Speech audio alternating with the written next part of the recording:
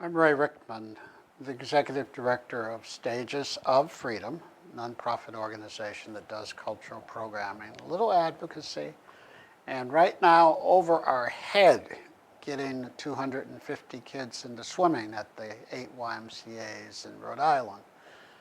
It's an interesting job I have.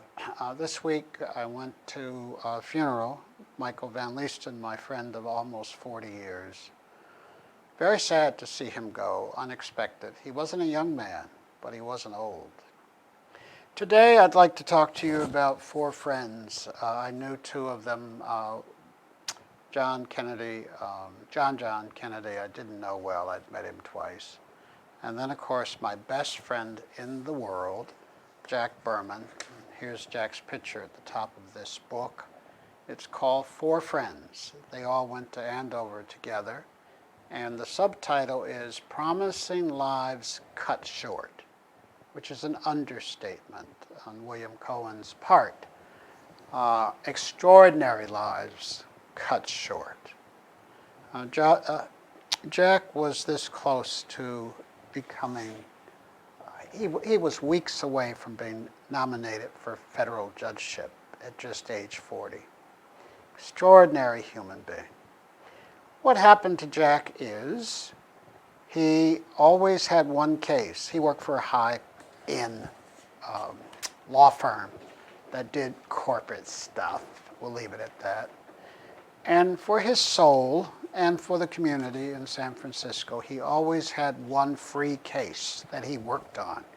And he had 11 of them in 3 years, and he won 10. And he was working for this woman, and she wanted to come to the old law firm that she hadn't been able to hire, and was closer than Jack's law firm, and so he went there. Met her in the conference room, and planning to get on an airplane and come east.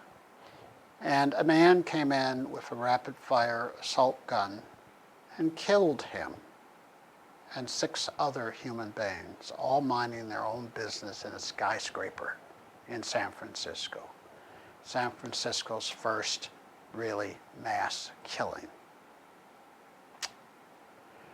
There went my best friend in the entire world, killed with a weapon of war.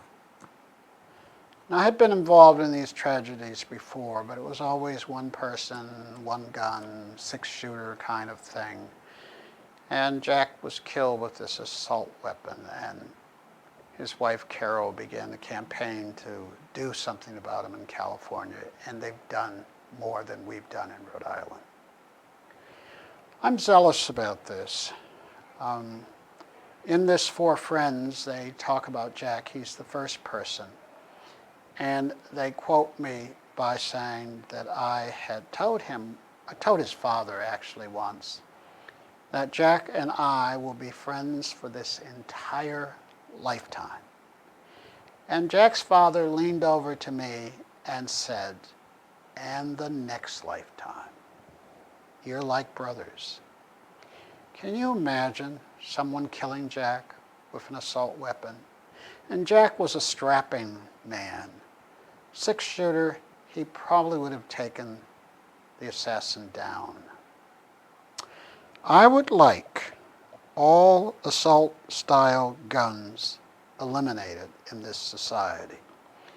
A man who I've followed for years wrote a big piece in the New York Times about 15 million assault weapons. There's nothing we can do about them. They're here to stay, blah, blah, blah. And the Times gave him half a page. I was shocked by it. I wrote a letter to the editor, first time I ever successfully got in the Times. And I think they printed it because they could feel in that communication what I tried to convey. I told them that the editorial was ridiculous, short-sighted, and wrong-headed. And the reason for that was, during the Clinton administration, Bill Clinton, they were able to, for 10 years, eliminate the buying of assault weapons. So we'd done it before in recent memory. So what was this person talking about? We couldn't do it. And secondly, within the last year, God is my witness, New Zealand and Australia, civilized societies, not only banned them, but New Zealand is in the process of buying every single assault weapon in that country. And at the end of this year, it will be a crime to own one. They're overpaying for them, by the way, so nobody has that argument. I paid $300 and you're giving me $200 for my old gun. Nope, you paid $300 and they're giving you $400 for your weapon of war. If little New Zealand can do it, if big Australia can do it, the United States of America, an exceptional nation, can do this too. We've done it before. We didn't go as far as we should have, and that is, we should have taken the assault weapons, and there would be hundreds of Americans alive. Hundreds, including Jack Berman, my best friend in the world.